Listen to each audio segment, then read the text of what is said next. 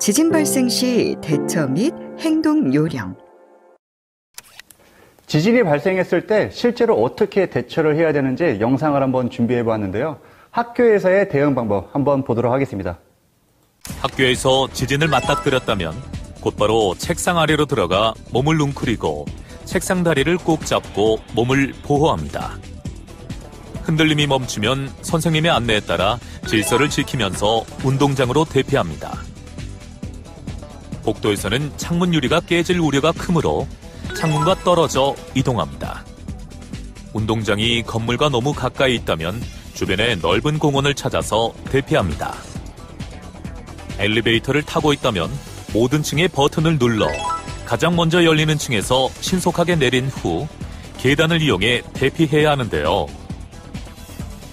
만약 엘리베이터 안에 갇혔을 때는 인터폰이나 휴대전화를 이용해 구조 요청을 합니다. 와, 정말 이 영상에서처럼 학교에서 지진이 발생한다면 엄청 당황스럽지 않을까 싶은데요. 실제로 행동수칙에 따라서 잘 실천할 수 있을지가 궁금합니다. 네, 맞습니다. 긴박한 상황에서 침착하게 행동한다는 것은 쉽지 않을 거라 생각이 됩니다. 그렇지만 평소에 행동수칙을 잘 기억해 두신다면 당황하는 것은 잠깐일 것이라 생각이 됩니다. 제가 다시 한번 행동수칙을 요약해 드리도록 하겠습니다.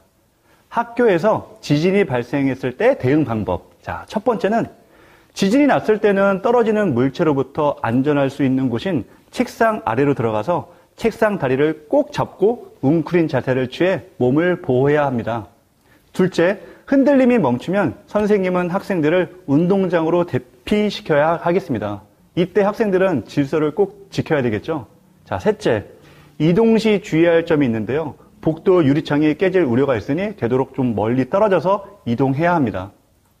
넷째는 운동장이 혹시나 건물과 너무 가까운 곳이 있다고 한다면 주변에 넓은 공원이나 공터를 찾아 대피해야 되겠습니다. 이 영상에서도 잠깐 나왔는데 엘리베이터 안에 있었을 때 행동 수칙도 정리를 부탁드리겠습니다. 네, 지진이 발생했을 때 엘리베이터를 타고 있었다고 한다면 빨리 바깥으로 나오는 게 중요합니다. 모든 층의 버튼을 눌러서 가장 빨리 열리는 층에서 신속하게 하차하고 계단을 이용해서 대피해야 합니다. 만약에 엘리베이터에 갇혀 있다면 인터폰이나 휴대전화로 구조 요청을 해야 하겠습니다.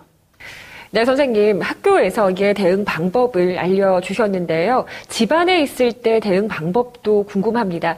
아무래도 학교보다는 가구나 가전제품 그리고 가스레인지와 같은 위험한 요소도 많고요. 네, 맞습니다. 지진이 발생했을 때 가정에서는 어떻게 대응을 해야 되는지 잘 알아둬야 하는데요. 먼저 영상을 한번 보시도록 하겠습니다. 자, 여기는 어디일까요?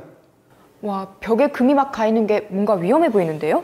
네, 맞습니다. 여기는 굉장히 위험한 장소입니다. 지진을 직접 체험할 수 있는 그런 곳인데요. 여기서 오늘 실제 행동 요령과 안전 수칙에 대해서 한번 알아보도록 할 거예요. 우와, 빨리 들어가서 체험해보고 싶어요. 약간 흥분된 상태인 것 같은데 주의사항이 있습니다. 절대 여기서는 장난처럼 그 다음에 재미삼아 약간 그런 느낌은 절대로 안 됩니다. 진지한 가운데 오늘 체험을 해야 되겠습니다. 들어가기 전에 저 질문 하나 있는데요. 지진 강도에 따라서 흔들림이 얼마나 다른지 그게 궁금해서요. 네, 우선은 이거를 숫자로 표현해서 제가 말씀을 좀 드리도록 할게요. 3에서 4.9도라고 한다면 약하게는 대형 트럭이 지나갔을 때 약간 흔들리는 그런 정도를 얘기하고요. 또 강하게 좀 느끼게 된다면 창문이 파손된다거나 물건이 떨어지는 정도에 해당이 됩니다. 5에서 7.9도는 서 있기조차 약간 힘들 정도에 해당이 되고요. 그 다음 일부 건물들이 손상이 되기도 합니다. 이제 굉장히 강도가 높아서 8도 이상이라고 한다면 교량이라든가 구조물 등이 파괴가 되고요.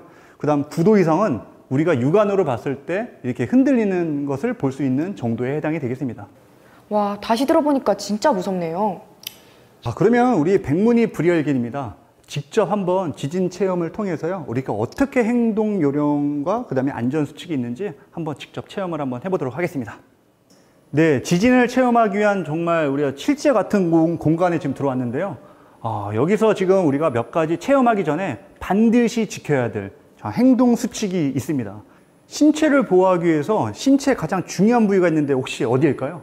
머리요. 네. 머리를 보호하기 위해서는 어떻게 머리를 보호할까요?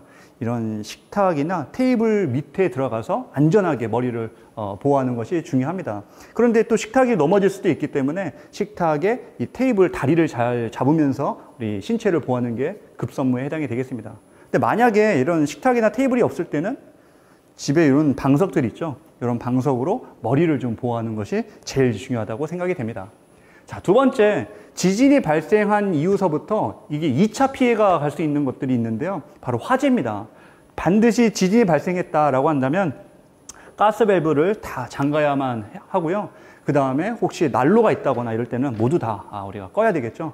그 다음 또 여기 차단기가 있는데 전기로 인해서 2차적인 피해를 발생이 있기 때문에 이렇게 또 차단도 해야 되겠습니다.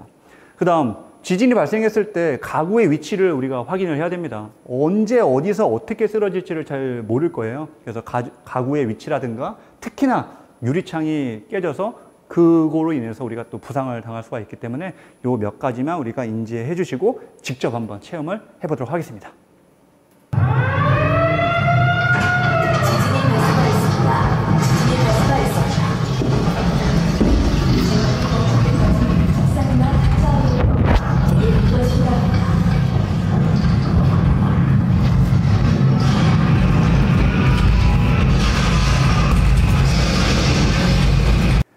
자, 이렇게 오늘 직접 지진을 한번 체험을 한번 해보았는데요. 소감을 한번 들어보도록 하겠습니다. 남학생이 한번 이야기 한번 해볼까요? 학교에서 배웠을 때는 좀 제가 잘한다고 생각했는데 실제로 상황이 이렇게 닥치니까 무서워서 아무것도 못하겠어요. 근데 제가 이렇게 또 상황을 겪어봤으니까 실제 상황이 되면 잘할 수 있을 것 같습니다. 네. 우리가 설명을 듣는 거랑 직접 체험을 해본 거랑 굉장히 큰 차이가 있다고 생각이 됩니다. 오늘 이렇게 직접 체험을 한번 해보았는데요. 지진이 발생했을 때 어떻게 행동을 해야 되는지 행동 요령과 안전 수칙에 대해서 배워보았습니다. 네, 영상 잘 봤습니다. 이 영상에서처럼 가정에서도 몸을 대피하기 위해서 책상이나 테이블 아래로 대피하는 부분은 같네요. 네, 아무래도 지진이 발생한다면 떨어지는 물건이나 넘어지는 가구로 인해서 부상을 입는 경우가 많기 때문인데요. 한 가지 다른 점은 아까 영상을 보기 전에 아나운서님이 말씀해 주신 것처럼 가스레인지 같은 기구로 인한 것입니다. 지진이 발생하면 가스 누수가 일어나서 화재가 발생할 위험이 크기 때문인데요. 신속하게 가스레인지, 가스 밸브를 잠그는 게 중요합니다. 그래야 지진으로 인한 2차 피해를 막을 수 있습니다. 주방에 소화용품을 준비해 두시는 것을 추천드립니다. 저도 이번 시간을 통해서 배운 내용을 꼭 기억하고 또 이 만일의 사태에 대비해야 할 것 같습니다. 작은 소화기라도 구매를 해놔야 될 것 같아요. 네, 그러면 소화기 외에 또 준비해두면 좋은 물건들을 몇 개 소개해 드리도록 하겠습니다. 재난 시 필요한 물품들은 모아둔 생존 가방이라는 것이 있습니다. 생존 가방이요? 제가 가끔 재난 영화 같은 데를 봤을 때 지하 벙커 같은 거를 만들어두고 몸을 피하는 그런 장면을 좀 많이 본 것 같은데 혹시 그런 개념인가요? 네, 비슷한 의미입니다. 어떤 물건들이 있는지 잠깐 소개해 드릴게요. 재난이 닥쳤을 때 가장 걱정되는 부분이 어떤 점인가요? 제가 가장 걱정되는 부분은 음식. 사람이 먹어야 또 버틸 힘도 생기잖아요. 네, 맞습니다. 생존 가방의 첫 번째 품목이 비상식량입니다.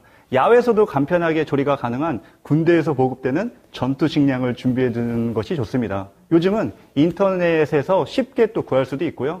또 초콜릿이라든가 초코 과자, 에너지바 같은 열량이 높은 간식과 또 유통기한이 긴 통조림 등을 준비해 두시는 것이 좋습니다.